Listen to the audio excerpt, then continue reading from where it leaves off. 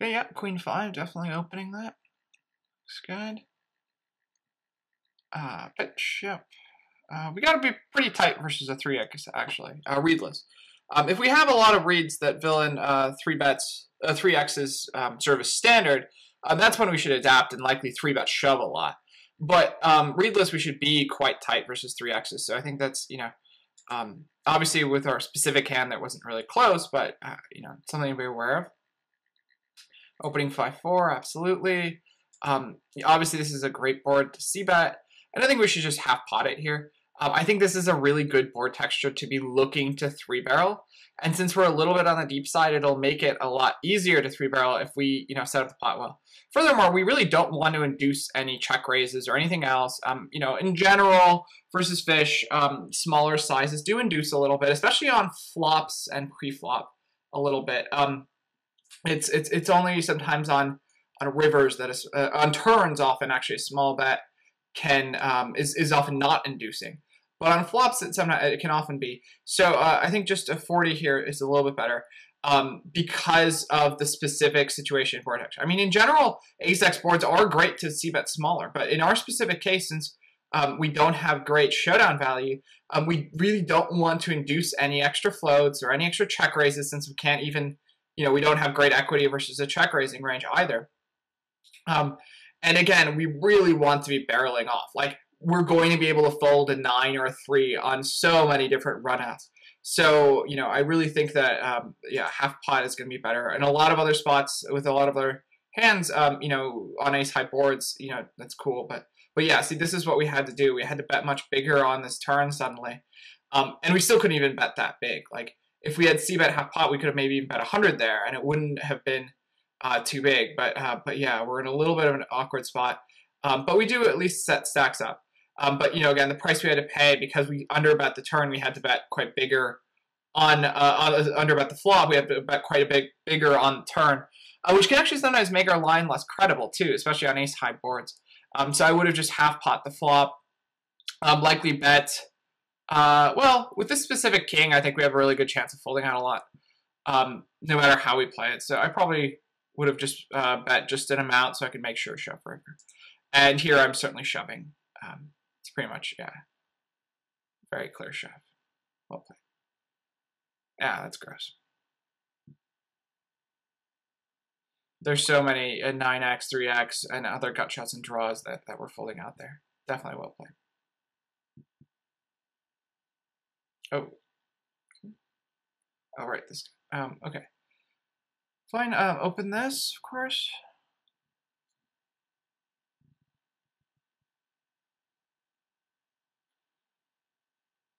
Yeah, this is a close spot. I just fold this readless. Identifying donking ranges tend to be pretty strong. That being said, this is a spot where, like, the smaller his sizing, the likely weaker his range. So, with a half pot, at least it's not the same thing as if he had potted it, I think we really need to be quite tight versus pots readless versus fish. If he had mins bet, on the other hand, I would raise it essentially with any 2 cards here. As played, it's a kind of close spot. Again, I think readless we can honestly just fold because donking ranges tend to be strong, but at the same time, I think that raising here is our second best option. We do have a backdoor flush draw, so it could be worse. We do have an over to the 8 and 7. And so we do want to raise, though, because we want to be able to bet a lot of turns when track 2. We want to be able to represent kings, jacks, 10s, even flushes and stuff. Like, we want to be able to represent a lot on turns. So I would raise here. I think, again, we do need to raise somewhat big. I would raise to 100, I think is best. Sorry. All right. Yeah, I mean, the reason I choose 100 is just because, I do kind of believe in price points. In the sense that, I think that there's a reason why stores sell candy bars for 99 cents rather than $1. And it's just that they tend to sell more candy bars that way. And in this case, since we're bluffing, I would rather bet 100 and subconsciously, pick a sizing. 100 has been sort of shown to subconsciously be, like, when you have even numbers, more of like a premium looking thing. That's how they sell houses, with really, what they use, like a lot of zeros at the end, like a really ground pretty number for houses that they want to look like value houses, like really premium houses, I should say, not value, premium. And for like houses that they want to make look like a bargain, they use more of the like 99 endings and stuff and nines and stuff. In this case, I think that we really don't want to induce anything. We don't want to make our bet look like a bargain either. I think we should just, sort of bet as small as will still give a lot of fold equity. And I really think that there's a pretty big difference in fold equity between using like 190. I think it's also true for like 3-bet bluffing. I tend to use 100. It works better. And there's a lot of spots post-flop where you can do the same. And you can also, of course, use the opposite. And betting 99 in a lot of spots can be strictly better than betting 100 or betting 90 or 95. I think 90 can be a very good sizing to use in some of these spots. Like, if we had an ace here, I think arguably raising to something like 90 makes a decent amount of sense to give him room to shove over with his flush draws, to give him a little bit more room with other stuff, maybe with 2-pair. It's pretty close because there's just so much value that with an ace or 2-pair, I think we might want to just raise big just for big value because he's a fish. But, on different board textures, there might be a lot of spots where we really want to induce extra hands to get it in. In this case, we don't. So I would raise to 100. Obviously, this is a great turn card for us. We should be betting here. It's obviously just kind of a question of what sizing to use. And, we could arguably shove here. I don't think it's bad. I actually think that, a decent percent of his range is going to be 7s and 8s. And maybe we can get them fold out. And obviously, if they don't, then we still have some equity. I don't think it's terrible. The issue, of course, is an overbet. And so we do need to be right quite a lot. And if we sort of are in the unfortunate situation where we're playing against fish who's more a calling station and he's snapping us off with any 8 or 7, snapping us off with, 8 or 7 or like a 3 or king high or something, we're really unhappy about that. So I really think it makes it closer. Again, I still think we should be betting here. Both because we have a flush draw, and I think when the flush comes out, I really think fish tend to tighten up their ranges quite a bit. They tend to not continue with as many bluffs when there's a flush on the board. They get more passive with some of their pairs, and I think that they'll even fold fold a decent amount of stuff. So. Again, I think this is a perfect opportunity to bluff. So, what sizing should we use? Well, since we can't really overbet, again, we just need to be right too often. I think that we should just sort of bet again as small as we'll get fold equity. We're bet folding at this point. Even though we have a flush draw, we need to realize that, when we bet here, we're going to need like 25% equity to call it off. And we're usually not going to quite get that. We're going to be closer to the 20% equity mark versus a range that shoves over a bet here. Because a range that shoves over a bet here is likely not going to include very many like naked 7x, 8x. Like you might shove over with a king high flush draw on a 7 or an 8. Like he might shove over with king high flush draws in general where we're crushed. He might shove over, and he's going to shove over with stuff like ace, any ace x that happens to strangely play this way or some other traps. Against all that, we're going to only have flush draw outs if we even have those, or if depending on how many we have, he might have a flush himself in this spot as well. Some fish will donk with semi-bluff. So it's it is a spot where we need to bet fold. So again, if we are bet folding, it makes sense to just bet sort of as small as we can get away with so that we lose the least when we fold. Since, yeah. But again, this is also a fine option. I think, it's either shoving there or bet folding. Obviously, the benefit to bet folding is that, again, we just don't get raised very often. And so we get to see a free river too. And so not only do we get a lot of folds, I think, on that turn, like arguably we get a very similar number. Like if our fish is very fishy, isn't paying enough attention to sizings, is playing even more fit fold in terms of sizings, then, certainly than we would be. If he's really not paying much attention to sizings, and we can sort of assume that with a lot of fish, that they sometimes subconsciously pay attention to sizings. Again, I believe that we need to manipulate our sizings, but if there's not that much of a difference, then we'll get just as many folds betting 100. And obviously it's, being able, since we know we can bet fold rather than having to bet call, we'll also be in a better situation when we're up against the top of his range. And again, the other benefit is that we do get to see a river where we can value shove. He has reverse implied odds on a lot of, we do have a big flush draw. And we can bluff. I mean, I really think that the river is going to be probably a profitable bet. Almost every river. Like, there's going to be some really bad ones. Like, the board pairing is going to suck for us. That's the major one. Like, the board pairing. But really, we can shove almost any hand there because we can bluff or we can value bet. So it's going to be a really good spot. So I think likely it'll be just a little bit better. But again, shoving seems fine. So I think shoving is probably better than checking back.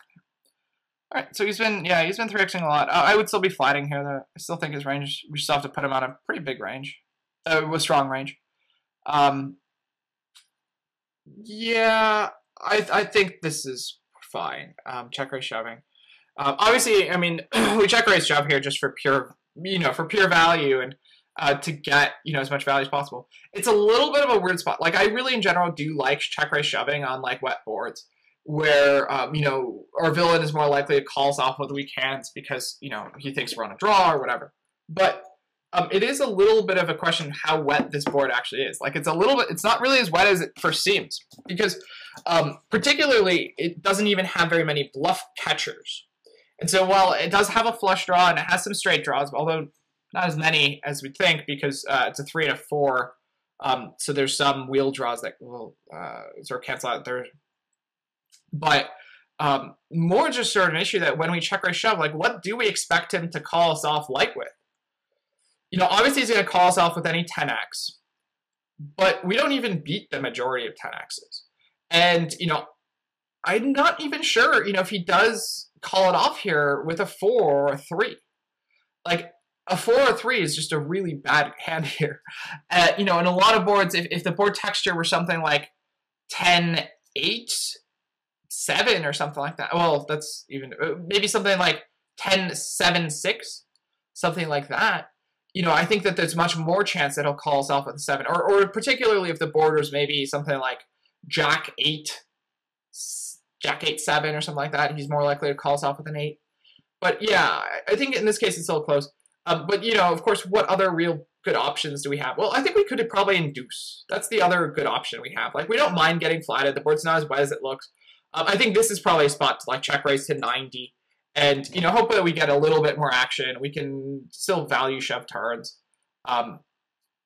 We might actually get a wider range than shoving. Because in that spot, there aren't many hands that can call a shove as a bluff catcher. Oh, that's bad. That was a mistake. Let's just go back. So yeah. Okay, so sorry, let's go back to where we were. Okay, so the 10-7, just want to, perfect, yeah, min raise fold. Limping there is also very good, and so is open shoving. It's one of those hands where I even, like, it's hard to say what's best. I think actually, readless versus fish, I probably marginally prefer limping or open shoving to min raising. Just because fish do actually 3-bet a decent amount at this step. It's not huge, but they do 3-bet, and getting 3-bet when you have 10-7 is just terrible. There's so many nice, there's so many worse hands you can bet full. When we get 3-bet, 10-7 suited turns into 7-2 off essentially, and so that does suck. So I tend to limp or open shove his hand up. Open shoving it does have actually quite good expectation versus fish. We don't really have very many reads on his short stack game, so I assume he probably doesn't call off too light. But I don't know. He's been really donkey, and he does do that 3x thing. So I'm a little hesitant to open shove because I don't want to get called off super light. There's a lot of fish we can just happily open shove. It's basically readless. We can happily open shove it. We have some weird reads versus him. He's really bad too, post flop and stuff. So I think likely limping here is going to be better. And you can call most non-all-in races too. So yeah. Obviously all of them are better than folding. And yeah, here with a 9-5, we really should just not be open folding. First of all, I mean, 9-5 is a good hand. We shouldn't be open folding 9-5 because it's in a value min-raising range almost. Like, I mean, it plays fine unless villain's 3-bet shoving a shit ton of hands. And so particularly, 9-5 off, the thing is, because we're 10 big blinds deep, most fish tend to be on the tight side. They tend to play not that many hands out of position. They play like 55 or something % out of position. And then they play super, super fit fold post. You know, you can see bet really small. You can get away with a lot of stuff post because they just play really fit fold. So there's going to be still profit post flop just from bluffing. You know, they play fit fold, so you can just bluff a lot. And so it doesn't really matter in the end, actually, what hand we're even min-raise folding. Like, I argue that min-raise folding is better than open folding. It's just the action. Just because he's not going to play enough hands. We're going to get almost enough folds pre-flop to justify it, and then we'll get some folds post. So it doesn't even, once we get guaranteed folds that way, it doesn't matter what our hand is. And so, you know, 9-5 is marginally better than 7-2 or 2-3 off because it's got better blockers and in terms of card removal, and it plays better when villain flats, obviously. You know, as much as bluffing's nice, it's still nice to be able to value bet sometimes. It's still, you know, doesn't even change things. So I would say, you know, really you're folding min-raise, not min-raise, folding nearly enough if you're open folding 9-5. Because, again, I think you should probably be min-raising 2-3 off. I think min-raising 2-3 off is better expectation. And so at that point, I mean, 9-5 is way, way better than 2-3. And, you know, open folding that is just a clear mistake. Unless you have super solid reads that, you know, we're playing against a fish who's 3-bet shoving, you know, like every hand or something like that. Once we have very clear reasons not to. That's a major league. This is really close. I think I still fold here, actually. Often, I mean, like, if he had min-raised, that would likely be flatting. I really have a lot of respect for fishes min-raising or opening ranges shallow. They really don't do it very often. It tends to be a strong ranges. They don't fold very much. So it's just an issue of whether at this point, like, our hand is value. You know, and because of that, it sort of does become like a shove or fold decision because he's 3x. If he had min-raised, I think we likely have an easy decision where he can just flat and, you know, we're going to do fine with it post-flop. It's a little bit of a thin value hand to shove. Here, I mean, I think that we should consider folding, but especially given the fact that we've seen him 3x a lot, we know it's sort of his standard size, I think we should just shove. We're going to get called off by worse hands, so there's value in it. And he might be doing some really stupid stuff with his 3x range and like 3x folding hands he shouldn't be 3x folding. We could, you know, he's going to have a really bad call off range. So we might as well just shove, I think, King 8. And sometimes we'll get value, sometimes we'll fold a lot. It's going to be plus EV. But again, folding is fine. Those are sort of the two options. Again, folding 8-4 off, absolutely no reason to do that. You can even limp it for that matter. I mean, you know, I was talking about how min-raise folding is better with 9-5 than open folding. And so at that point, it completely excludes open folding. That doesn't mean it excludes limping. I think there will be a lot of opportunities to limp. I prefer min-raising the junky stuff, readless. It's arguable that 9-5, again, is almost not really junky. You could probably limp it and see a lot of spots post-flop happily, too. So yeah. Here, yeah, min-raise ace-queen's fine. Yeah, we're pretty close to where we might want to open shove it, but we're still deep enough where villain flatting is not going to be a big deal since we have a really strong hand. Yep, again, just no reason to open fold that. Easy leak to plug. No reason to open fold. And it's funny because like the hands he folded before were arguably better than Jack 2. I would probably rather play 9-5 than Jack 2. And what was that? 6-4? Oh, definitely 6-4 is going to be probably better than Jack 2 as well. Although, yeah, short stack, high card value is pretty useful, but still. Again, I'm opening, but at least that one's bad. At least that's a bad hand, so that's fine.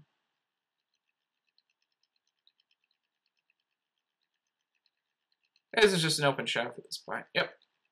Just the expectation is going to be best. It's essentially thin value, or protecting our equity. Fine. This is an open shove as well. We could also do other stuff with it. You know, I mean, we could be clever and like open committing here, like to 100, and you know, assume that since when he flats, he's going to be terrible, we'll do better. There are some other options, but yeah, open shoving is pretty standard. Again, if you just run the expectation and IC miser, what open shoving looks like, it's just a very solid expectation at this depth.